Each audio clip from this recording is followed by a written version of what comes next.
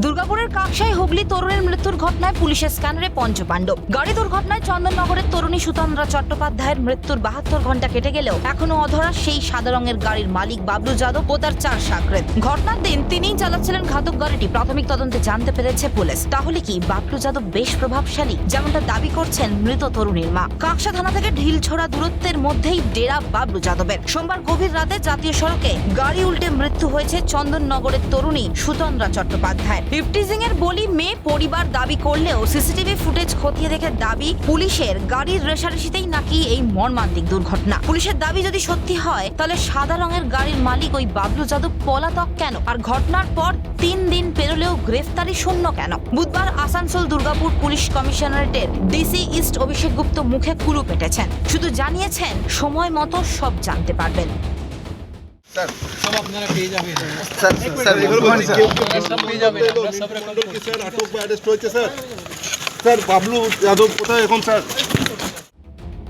ইতিমধ্যেই কাকসা কাণ্ডে তদন্তভার সিআইডি হাতে নিয়েছে। অভিযুক্তদের ধরতে না পারলেও সুতন্দ্রার বন্ধুদের জিজ্ঞাসাবাদের পাশাপাশি বয়ান নথিভুক্ত করেছে পুলিশ। চন্দননগরের মৃত তরুণীর বর্ধমানের এক সহকর্মী ও তার দাদাকে গোপন জবানবন্দি দেওয়ার জন্য ডাকা হয়েছিল কাকসা থানায়। এরপর দুর্গাপুর মহকুমা আদালতে গিয়ে গোপন জবানবন্দি নেওয়া হয় তাদের। বুধবার বর্ধমানের বাসিন্দা মন্টু ঘোষ ও তার দাদাকে ডেকে পাঠিয়েছিল কাকসা থানা। আদালতে গোপন জবানবন্দির পর কাকসা থানার পুলিশ গাড়ি করে বর্ধমানের বাড়িতে পৌঁছে দিয়েছে তাদের। বুধবার কাকসা থানায় আরো বেশ কয়েকজনকে জিজ্ঞাসাবাদের জন্য ডাকা হয়েছে, কিন্তু দিন শেষে নিটফল সেই শূন্য। তাহলে তদন্ত কোন পথে?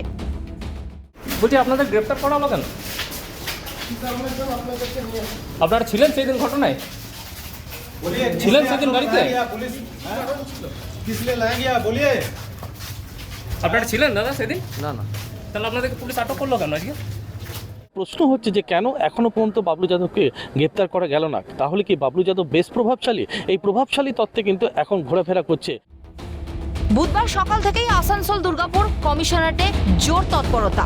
গোয়েন্দা বিভাগের ADC DD Asansol Durgapur police Durgapur Kaksa থানায় পৌঁছন। কাকসা থানায় গোয়েন্দা বিভাগের কর্তাদের আসার এরপরেই আসেন মৃত তরুণীর সহকর্মী ও তার দাদা। ইতিমধ্যেই ইফটিজিং এর তত্ত্ব খারিজ করে গাড়ি রেশারেশিতে তরুণীর মৃত্যু দাবি করেছে পুলিশ। তাই যদি হয় তাহলে রাতের জাতীয় সড়কে পুলিশি নজরদারি কোথায়? ড্রিঙ্ক অ্যান্ড ড্রাইভ আইন ভঙ্গ কড়াকড়ি বা কোথায়? সেই প্রশ্নের চর্চা রাজনৈতিক মহলেও। দেখুন, তদন্ত শুরু হবার আগে মুখ্যমন্ত্রীর মতো আসানসোল দুর্গাপুর পুলিশ কমিশনারের বড় বড় আধিকারিকরাও তদন্তের দিক পরিবর্তন করার চেষ্টা করছে। এখনও তদন্ত শুরু হলো না। গাড়ির মালিককে, তাকে গ্রেপ্তার করা বা গাড়িতে যারা ছিলেন এসইউভি গাড়িতে তার যারা আরোহী ছিলেন তাদের গ্রেপ্তার করা হলো না। অথচ পুলিশ জানিয়ে দিচ্ছে যে ঘটনাতে এরকম উত্তক্ত করার ঘটনা ঘটেনি, মহিলাটির গাড়িকে তাড়া করার ঘটনা ঘটেনি। একজন মহিলা 4 চাকা করে চন্দননগর থেকে গোয়া যাচ্ছিলেন।